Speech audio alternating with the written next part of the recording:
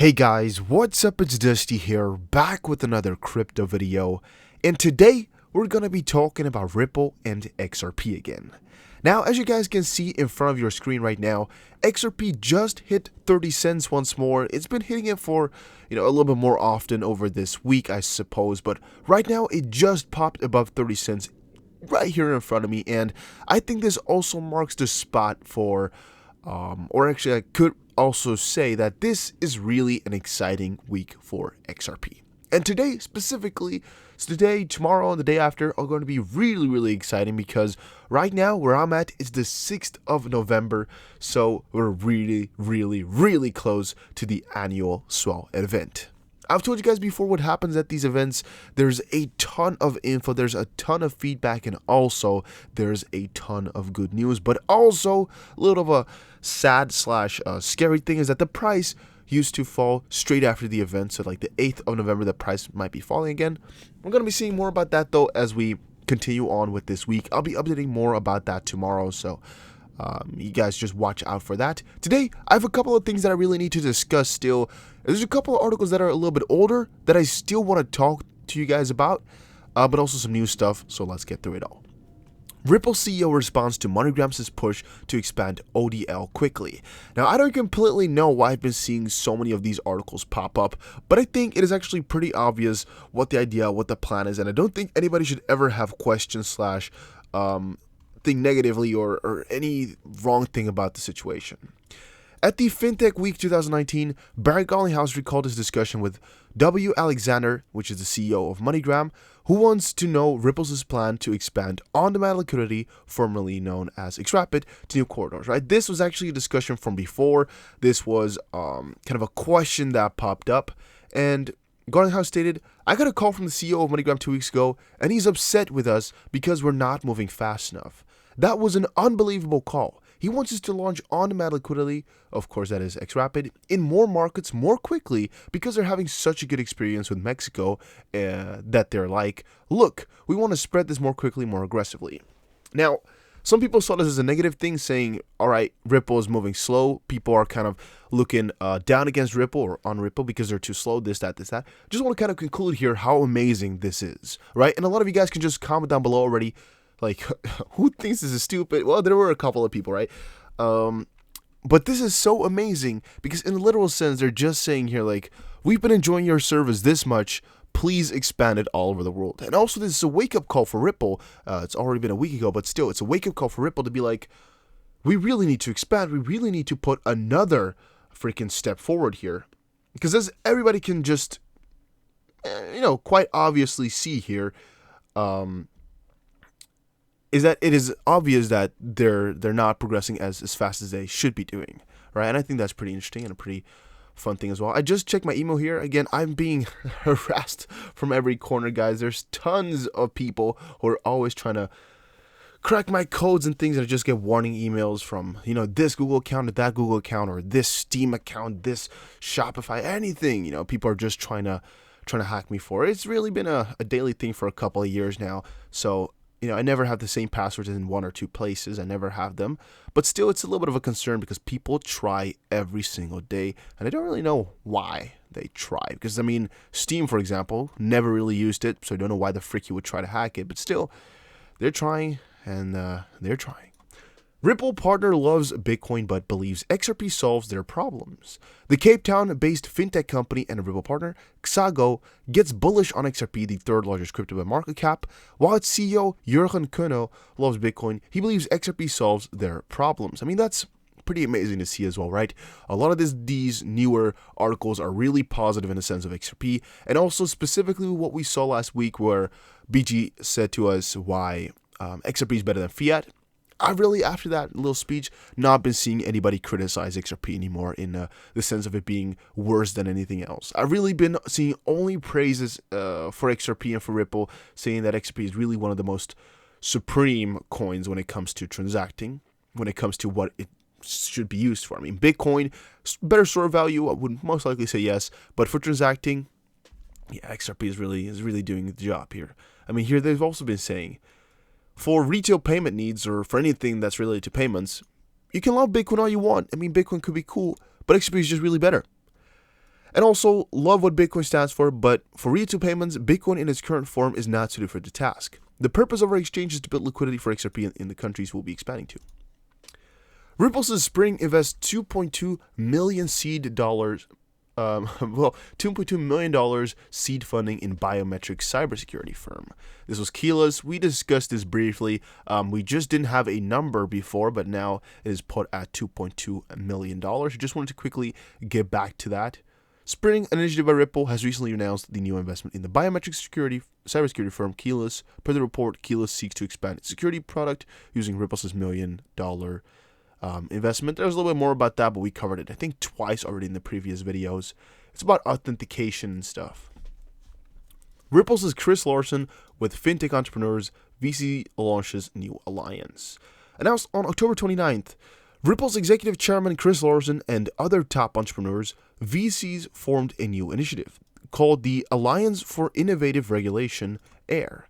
This was pretty interesting, right? Because the initiative is established to help regulators understand and embrace innovative technologies. AIR is backed by Ripple's co-founder Chris Larsen, who was recently named as one of the richest persons in the USA by Forbes Media. The alliance was launched by Job and Barefoot, former deputy comptroller of the currency, and David Erich, co-founder of fintech credit card startup Petal. An official press release also named Thomas Curry, former comptroller. That's really difficult to pronounce for me. Comptroller of the currency and partner at Nutter, McLennan and Fist as its board of directors. However, founding members of the AIR include the following list. Right here, you can see them. VC funders are Arjen Schutte, Dan Kemmerling, John Besia, and Jeremiah Buckley. The key vision behind the alliance is to encourage the regulators to integrate innovative technologies as it is connecting fintech players. Well, a little bit more we covered already, though, as we were talking about how this new alliance that they've started, this new process sort of, could really be changing the way that Ripple and XRP are being viewed. And in general, just all these new technologies and new projects and new ideas coming up here, how they can be treated differently than how they are currently being treated. There's just a whole new space, and that also means there needs to be a whole new space for cybersecurity and for a regulation for these new things, if you guys get me. All right. I'm still being kind of bothered by people really trying to, trying to get my Steam and stuff. Why the frig would you use? I have not used Steam in so many years. What the? Why? What? Why? Ripple hires Bank of America's ex-official as head of regulatory affairs in the U.S. Pretty amazing, pretty cool. Ripple has set up an office close to the U.S. regulators in Washington, D.C. It has recently hired Benjamin Melnicki, a former executive of Bank of America, to handle the talks with the SEC for the company. Excited to join Ripple is what he stated on his Twitter, as America heads of regulatory affairs. I look forward to working with policymakers and regulators to make an impact on the industry. This stuff is just really cool, really amazing. And this also comes after it seems like the Bank of America might have hired a new treasury product manager to work with Ripple as well. As we saw before, a lot of amazing stuff. Moving over into a different side of the world, and not only Ripple coin news here, and more into recent stuff. First of all, on Twitter, XR Peter said on Twitter, "What the frig? Look at Japan. Go. Look at that money. Look at that. Look at those transactions being flown in right there. We knew these corridors were live already, but look at this right there. Then that's really insane, right?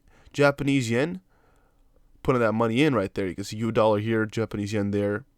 A little bit of Korean won. I'm thinking what's being sent over there. Doesn't really matter what it is, though. It's still insane how much Japan is flowing right now.